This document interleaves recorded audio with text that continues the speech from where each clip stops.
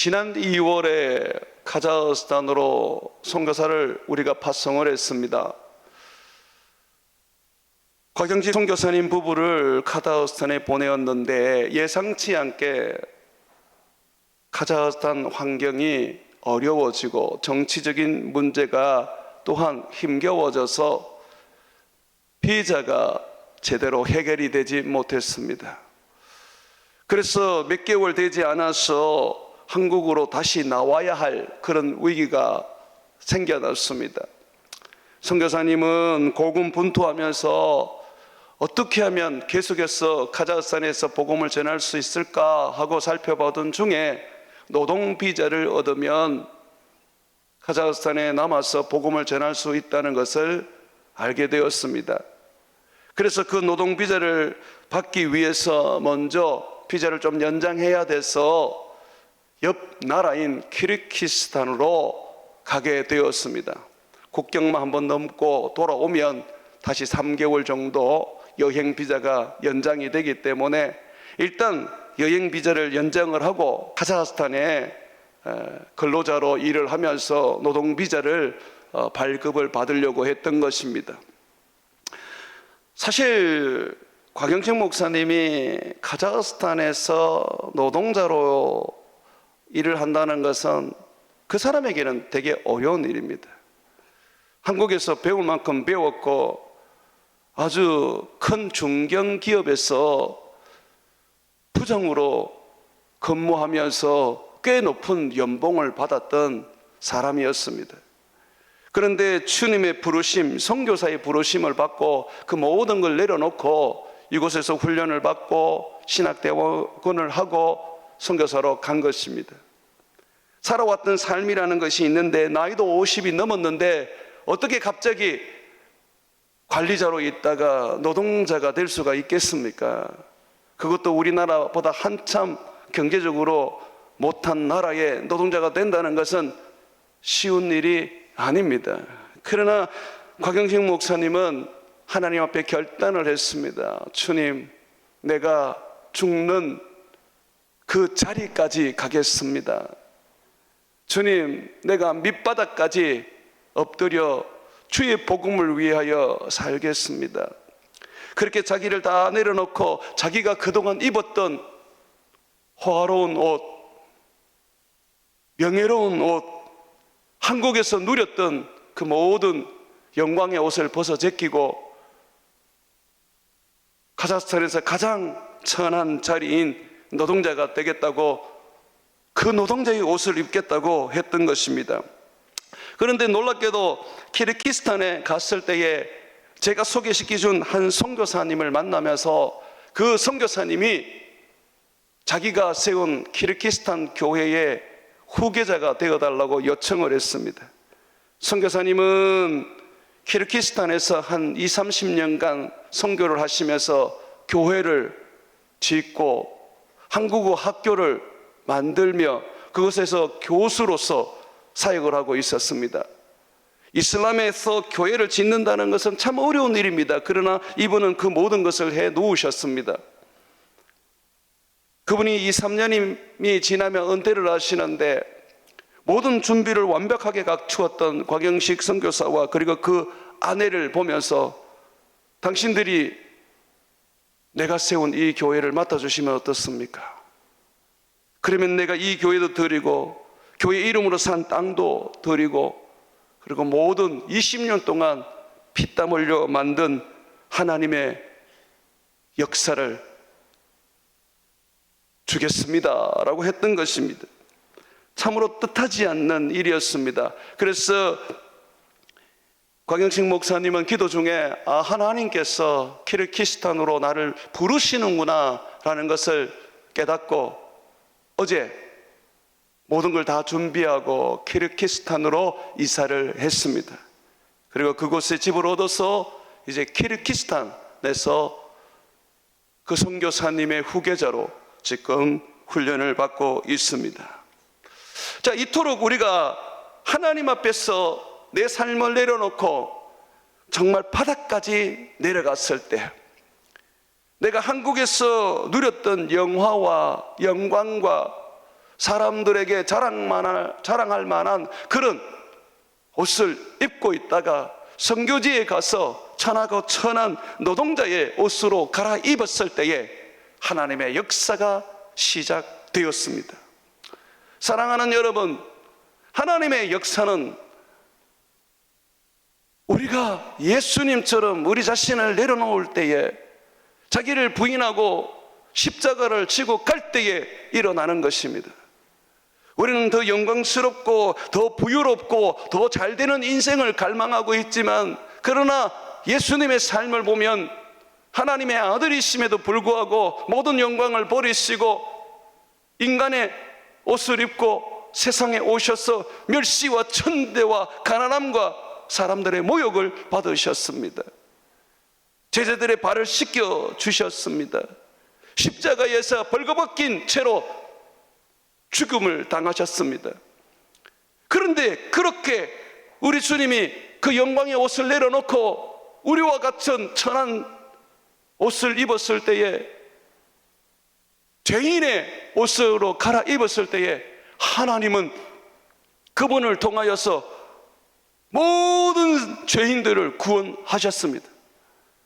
십자가에서 보혈을 흘리시고 생명의 물을 흘려주셔서 누구든지 예수를 믿기만 하면 죄 사함을 받고 영원한 생명을 얻도록 만들어 주셨습니다. 하나님은 이 땅에서 살아가는 우리에게 요구하십니다.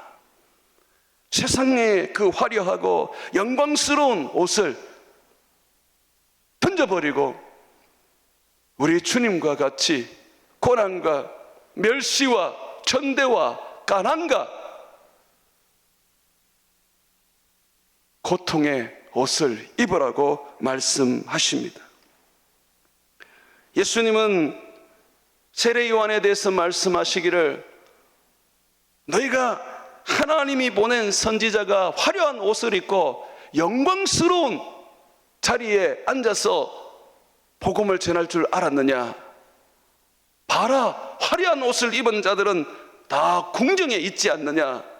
그러나 하나님이 400년 만에 보냈던 선지자, 마지막 선지자 세례 요한은 저 강야에서 낙타 트롯을 입고 지팡이를 짚고 메뚜기로 하루하루를 먹고 사는 모습이 아니냐?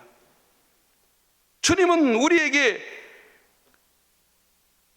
세례 요한의 그 모습을 보여주시면서 하나님의 영광은 보이는 것에 있지 아니하고 주님을 위하여 내 자신이 낮아지고 내 자신이 가난하여지고 내 자신이 모든 것을 굴복할 수 있는 삶이 되어야 한다고 말합니다.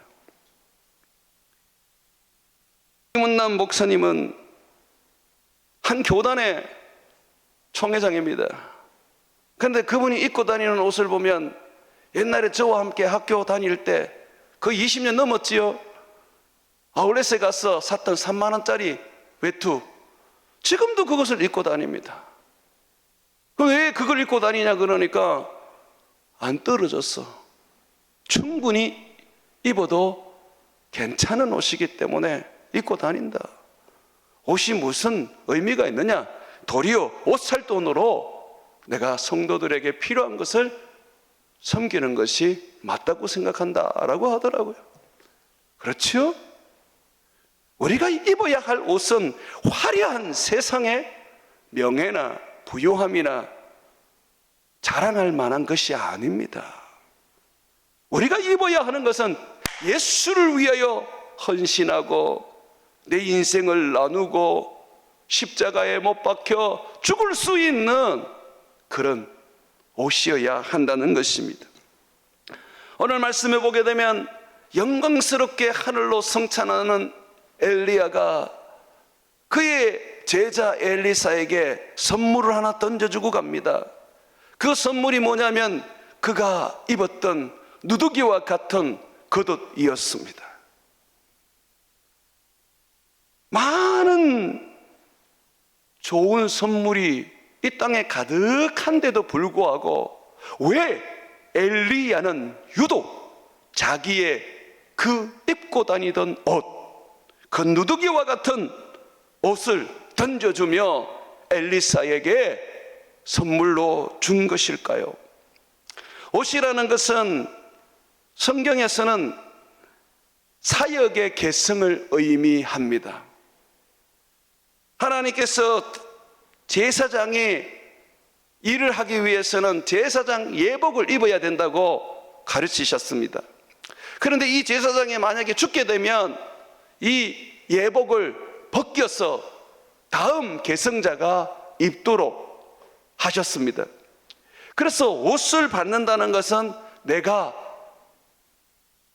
스승의 직분을 이어받는다, 스승의 사역을 이어받는다, 그의 삶을 계승한다라는 것을 의미합니다. 민수기 20장 25절과 29절의 말씀입니다. 너는 아론과 그의 아들 엘리야사를 데리고 호르산에 올라 아론의 옷을 벗겨서 그의 아들 엘르아살에게 입히라. 아론은 거기서 죽어 그 조상에게로 돌아가리라. 모세가 여호와의 명령을 따라서 그들과 함께 회중의 목전에서 호르산에 오르니라. 모세가 아론의 옷을 벗겨 그의 아들 엘리아살에게 입히매 아론이 그 산 꼭대기에서 죽으니라. 아론이 죽을 때에 대제사장의 옷을 그를 계승하는 아들 엘리아살에게 입혀 주었습니다.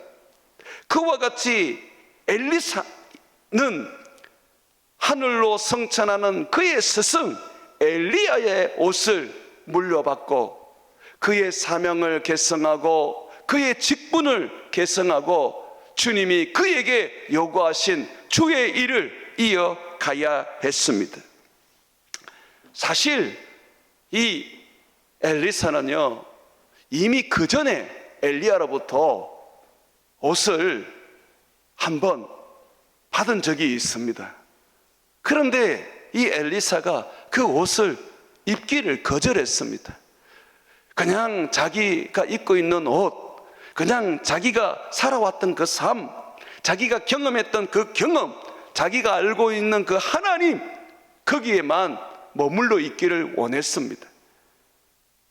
엘리야의 제자로서 엘리사는 엘리야를 따라다녔지만, 그러나 엘리사는 좀처럼 자기가 가졌던 그 경험과 그 시야와 그리고 그의 지식을 벗어버리지 못했던 것입니다.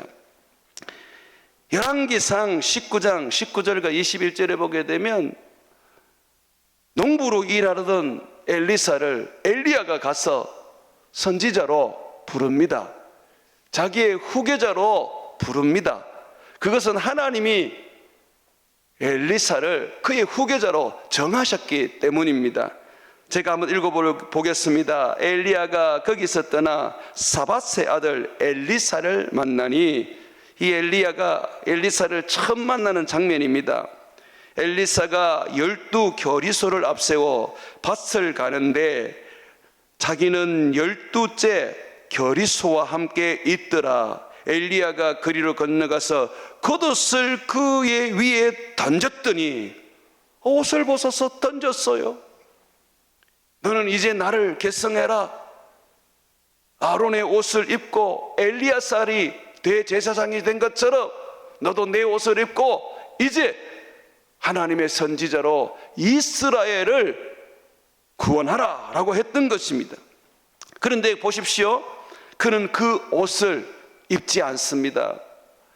그러나 그는 엘리야를 따릅니다. 그가 소를 버리고 엘리야에게로 달려가서 이르되 청하건대 나를 내 부모와 작별 인사하도록 입맞추게 하소서. 그러한 후에 내가 당신을 따르리이다. 엘리야가 그에게 이르되 돌아가라.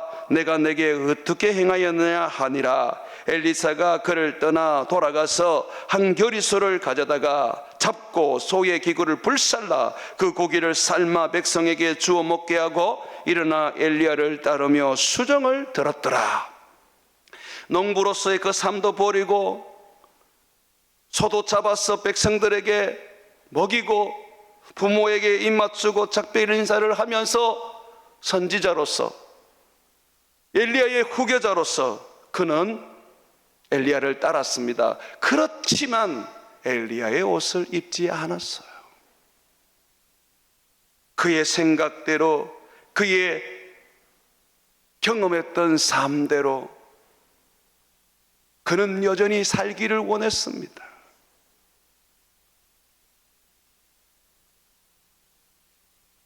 그런 엘리야가 엘리사가 하늘로 승천하는 것을 보고 비로소 자기 옷을 찢고 엘리야의 옷을 입게 됩니다.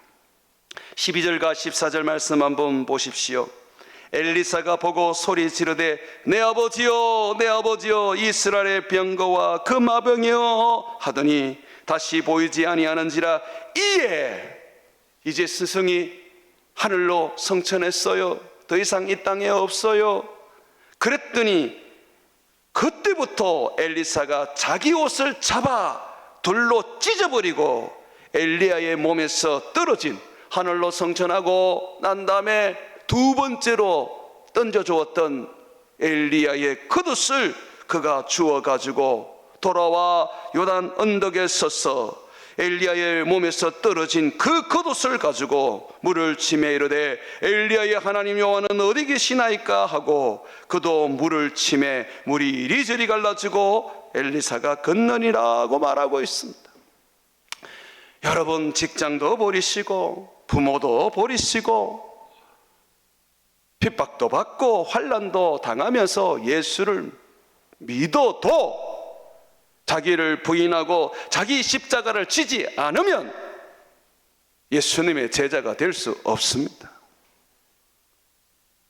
엘리야가 승천할 때 겉옷을 떨어뜨렸는데 만약에 엘리사가 그것을 주워 입지 않았다면 두 배나 되는 성령의 역사를 얻지 못했을 겁니다. 선지자로서는 이랬겠지요. 하지만 자기 방식대로, 자기 생각대로, 자기 경험대로 사는 거예요.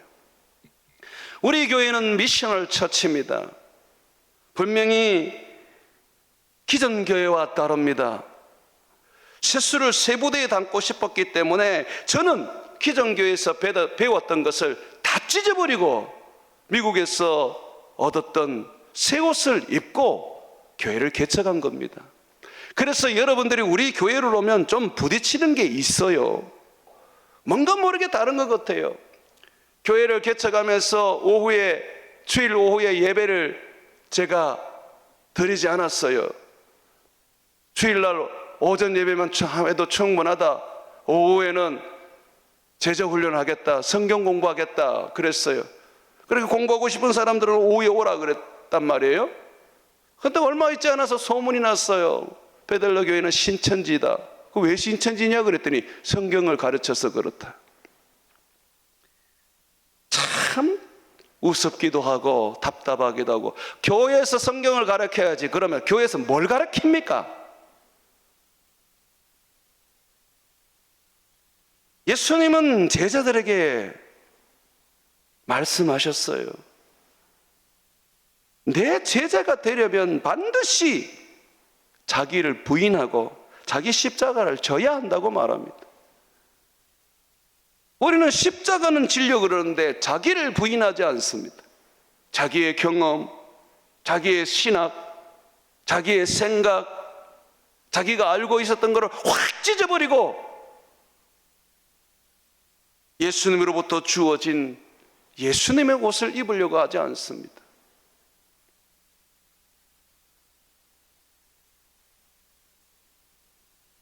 우리는 엘리사가 엘리야의 후계자인 것처럼 예수님의 후계자입니다.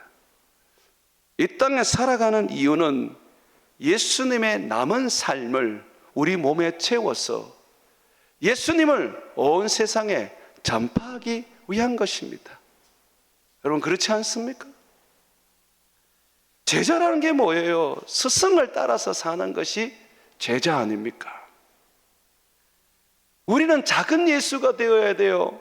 내 삶에서 예수님이 나타나야 하는 거예요. 중국의 한 사모님이 하루는 기도를 하는데 환상이 보이는 거예요. 휘어져 가는 추수 밭이 보이는데 거기에 새들이 막 날아오니까 허수아비가 하나 서 있는 거예요. 새들이 처음에는 사람인 줄 알고 그 허수아비를 보고 도망가다가 자세히 보니까 움직이지 않거든요. 가까이 가보니까 허수아비인 거예요. 그래서 그 허수아비에 올라타고 마음껏 이 벼를 쪼아 먹는 거예요. 사모님이 그 환상을 보면서 이게 뭐지? 그래서 물었대요. 성령님, 이 환상이 무엇입니까? 그랬더니 성령님이 말씀하시기를 이 허수아비는 지금 수많은 교인들이란다. 그들은 내 일꾼으로 부름받았지만 생명이 없이 서 있는 허수아비와 같단다. 내가 다시 이 세상에 약속된 대로 올 때에 이 허수아비는 불에 던져져 태워질 것이다. 그러더라는 거예요. 그러면서 또 하나의 환상을 보이는데 춤추는 풍선 인형이 추수밭에 있는 거예요. 진짜 사람처럼 춤을 추고 막 생명력이 있는 것처럼 막 움직이는 거예요. 그래서 새들이 그걸 보니까 야, 저거 사람이구나 하면서 가까이 오지 못하더란 겁니다. 그런데 가만히 새들이 또 있어 보니까 계속 똑같이 움직이기만 하는 거예요. 아, 사람이 아닌 거예요.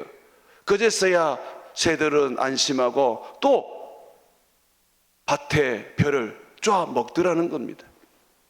사모님이 이번에 이 춤추는 허수아비가 뭔지를 몰라서 또 성령님께 물었대요. 성령님, 이 허수아비가 뭡니까? 이 춤추는 인형이 무엇입니까? 그랬더니 하는 말이 이 춤추는 인형은 오늘날 목회자들이다. 저들이 막 사람처럼 춤을 추고 논밭에서 일을 하는 일꾼처럼 막 움직이지만은 생명이 없는 존재란다. 내가 이 세상에 다시 올 때에 저들도 허수아비와 함께 불에 던져질 것이다. 그 환상을 보고 사모님은 목사님에게 얘기를 하면서 당신은 절대로 춤추는 인형이 되어서는 안 돼.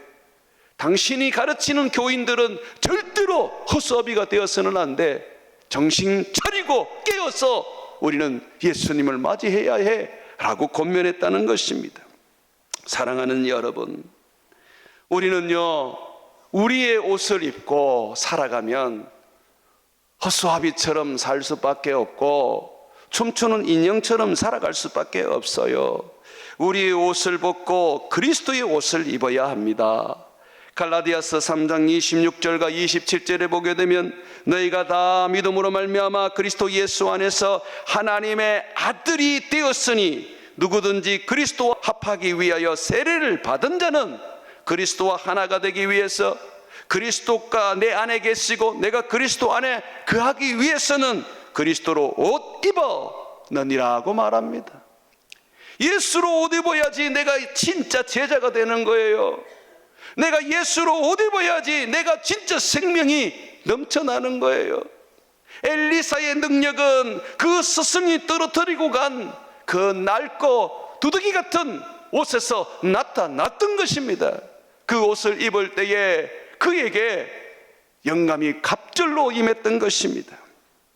그리스도의 옷이 아니면 어느 누구도 하나님께 나아갈 수가 없습니다. 아담과 하와가 범죄했을 때에 하나님의 영광이 아담과 하와를 떠나버렸습니다. 그래서 완전히 벌거벗은 채로 그들은 살아야 했습니다. 부끄러워서 하나님 앞에 나갈 수가 없었습니다.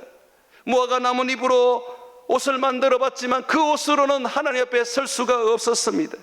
그래서 하나님이 그들을 다시 불러서 짐승을 하나 잡아서 그들의 죄를 속죄한 후에 가죽옷을 만들어 그들에게 입혔습니다. 이 가죽옷은 예수 그리스도를 비유합니다. 예수님은 왜 십자가에서 죽으셨습니까? 내 죄를 속죄하고 내가 이 땅 가운데에 하나님 앞에 나아가며 당당하게 세상을 살아가며 사탄을 이길 수 있도록 하기 위하여 우리에게 보혈의 옷을 지어 주신 것입니다. 우리는 예수로 옷 입어야 하는 거예요. 에베소서 2장 13절에 보게 되면 이제는 전에 멀리 있던 너희가 그리스도 예수 안에서 그리스도의 피로 가까워졌느니라 그랬습니다. 죄가 있을 때는, 하나님을 모를 때는 하나님과 완전히 멀어져서 하나님과 원수되었어요. 그러나 예수의 피로 가까워졌다 그랬어요. 그러니 이 예수의 피가 바로 우리가 입은 옷입니다. 그리스도께서 십자가에 흘리신 그 옷을 우리가 입어야 하는 거예요. 하나님께 나아가는 자는 반드시 의복을 갈아입어야 합니다. 혼인잔치에 청함을 받은 사람이 예복을 입지 않으면 쫓겨납니다. 야곱도 외삼촌 집에서 가지고 있는 모든 우상들과 아람의 문화를 다 버리고 새롭게 의복을 갈아입고 하나님 앞에 나갔을 때에 하나님을 만날 수가 있었습니다. 대제사장 여호수아가 의복을 입었는데, 제사장 의복을 입었는데 너무 더러웠어요. 그때에 사단이 나와서 그 대제사장을 참소하고 멸시하고 고소했습니다. 주님이 그러한 사탄을 책망하신 후에 대제사장 여호수아에게 새로운 의복을 입히셨습니다. 내 생각, 내 경험, 내가 옛날에 배웠던 그 교회의 신학을 가지고 하나님께 나아갈 수 있을 거라고 생각하십니까? 날마다 예수로 새로워지고 날마다 주님이 가르쳐 주시는 복음으로 새로워지면서 새로운 옷을 입어야 하는 것입니다. 내 육체는 날로 날로 갈수록 후패해져 가지만 내 속사람은 새로워져야 한다는 것입니다. 얼굴만 이쁘게 씻고 머리만 잘 따듬고 옷만 새 옷을 사가 입으면 뭐합니까? 예수로 옷 입어야지요. 예수로 새로워져야 되는 것이죠. 여러분들이 이런 질문을 할 수가 있어요. 목사님, 예수님 믿을 때에 이미 우리가 예수로 옷 입은 것 아닙니까? 아닙니다. 여전히 세속적이고 욕망적인 삶을 살고 있다면 예수로 옷 입은 것이 아닙니다. 로마서 13장 11절과 14절에 보게 되면 너희가 이 시기를 알거니와 자다가 깰 때가 벌써 되었으니 이는 이제 너희의 구원이 처음 믿을 때보다 가까웠음이라. 밤이 깊고 낮이 가까웠으니 그러므로 우리가 어둠의 일을 벗고 빛의 갑옷을 입자. 낮새와 같이 단정히 행하고 방탕하거나 술 취하지 말며 음란하거나 헛새가지 말며 다투거나 시기하지 말며 오직 주 예수로 옷 입고 정욕을 위하여 육신의 일을 도모하지 말라라고 말합니다. 내가 아직도 방탕하고 술 취하고 음란하고 헛새하고 다투고 시기한다면 어찌 예수 그리스도의 옷을 입었다고 말할 수 있습니까? 그것은 세속적인 옷이요 욕망적인 옷이요 사탄의 옷일 뿐입니다. 주님은 예수를 믿는 사람들에게 바울을 통해서 말합니다. 옛사람의 행실을 벗어버려야 그 사람이 바로 새사람의 거룩한 옷을 입은 사람이라고 말합니다. 에베소서 4장 21절과 24절에 보게 되면 진리가 예수 안에 있는 것 같이 너희가 참으로 그에게 듣고 또한 그 안에서 가르침을 받았을진데 너희는 유혹의 욕심을 따라 썩어져가는 옛날 습관을 따르는 옛사람을 벗어버리고 오직 너희의 심령이 새롭게 되어 하나님을 따라 의와 진리의 거룩함으로 지으심을 받은 새사람을 입으라고 말하고 있습니다. 의의 옷, 거룩함의 옷이 있어야 되는 거예요. 세상 사람과 다를 바 없는 삶을 사는데 무슨 예수의 옷을 입었어요? 제가 이렇게 말하면 여러분 기분 나쁘시죠? 그러나 저는 분명히 말합니다. 의로운 옷, 예수로 옷 입지 아니하고는 어느 누구도 주님을 만나지 못할 것입니다. 제가 이번에 제주도에서 아이들 수련회 하면서 저녁에 잠을 자는데 참 신비로운 꿈을 꾸었어요. 이것이 생신지 꿈인지 분간이 안 되더라고요. 내가 옛날에 섬기던 한 7,000명 모이는 교회에 내가 간 거예요. 한 장로님이 얼마나 기쁘게 저를 맞이해 주는지 몰랐어요. 행복했습니다. 그런데 그분 손에 큰 책이 하나 있었습니다. 그 책이 뭐냐고 물었더니 우리 교회 교인들 위한 명부래요. 그래서 한번 볼 수 있겠냐 그랬더니 보여주더라고요. 그래서 그걸 펴보니까 가정마다 번호가 하나씩 주어졌는데 289번까지 가정만 그 이름이 적혀 있는 거예요. 내가 그래서 이상해서 물었어요. 장로님, 이 교회는 7,000명이 넘는데 289명 같으면 가족별로 해도 1,000명이 안 되는데 어떻게 된 겁니까? 그랬더니 이분이 웃으면서 하는 말이, 아니에요 목사님, 우리 교인은 여기에 다 적혀 있어요. 요 안에 있는 사람이 다 우리 교인입니다 하더라고요. 만약에 그것이 생명책이라면 어떻게 될까요?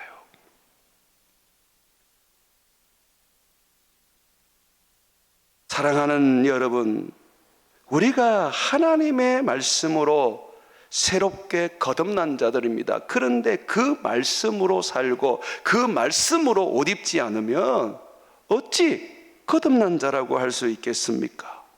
아담과 하와처럼 벌거벗은 채로 살아가는 버림받은 자 아니겠습니까? 골로새서 3장 8절과 10절에 보게 되면 이제는 너희가 이 모든 것을 벗어버려라. 곧 분함과 노여움과 악의와 비방과 너희의 입에 부끄러운 말이라. 너희가 서로 거짓말을 하지 말라. 옛사람과 그 행위를 벗어버리고 새 사람을 입었으니 이는 자기를 창조하신 이의 형상을 따라 지시기까지 새롭게 하심을 입은 자니라 그랬어요. 예수님을 믿고 말씀으로 거듭나게 되면 끊임없이 말씀이 우리에게 들어와서 우리의 지식이 새로워져서 어떻게 살아야 할지 다 알게 됩니다. 그런데도 불구하고 여전히 분함과 노여움과 악의와 비방과 입에 부끄러운 말과 거짓말과 옛사람의 행위를 살아간다면 어찌 그 사람이 말씀으로 거듭난 사람이라고 할 수 있겠어요? 말씀으로 거듭난 사람은 지식이까지 새로움을 입은 사람이라고 했기 때문에 반드시 말씀대로 살게 되어 있는 것입니다.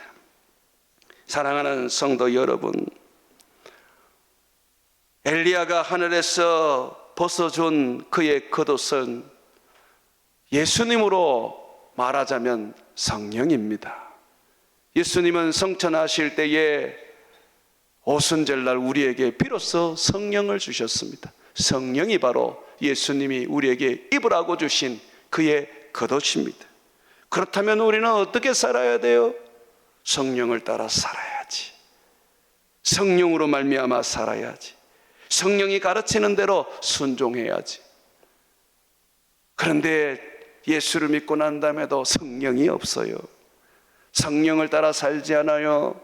세상 사람들과 같이 세속적이고 물질적이고 욕망적으로 살아요. 어찌 예수의 옷을 입었다고 말할 수 있습니까? 예수의 옷을 입었으면 예수가 보여야지. 성령으로 사는 거룩한 행실이 있어야지요. 사랑하는 여러분, 육의 옷을 벗어버리고 정욕의 옷을 벗어버리고 옛사람의 옷을 벗어버리고 예수로 옷을 입으십시오. 그 옷을 입지 않고는 어느 누구도 하나님 앞에 설 수가 없습니다. 목사님, 나는 예수를 믿기 때문에 무조건 천국 가요. 한번 가보십시오. 한번 가보십시오. 예수의 피가 없는데 어떻게 가실래요? 성령이 없는데 어떻게 가실래요? 이슬람 사람들은 어디 천국에 대한 확신 없습니까? 유대인들은 다 자기들이 구원 얻었다는 그 확신 없습니까? 천국이 확신으로 갑니까? 천국은 예수로 가는 것입니다. 내가 곧 길이요, 내가 곧 진리요, 내가 곧 생명이라고 하셨습니다. 사랑하는 여러분, 여러분의 옷을 찢어버리고 예수로 옷을 입고 세상을 살아가시기를 주의 이름으로 축원을 드립니다.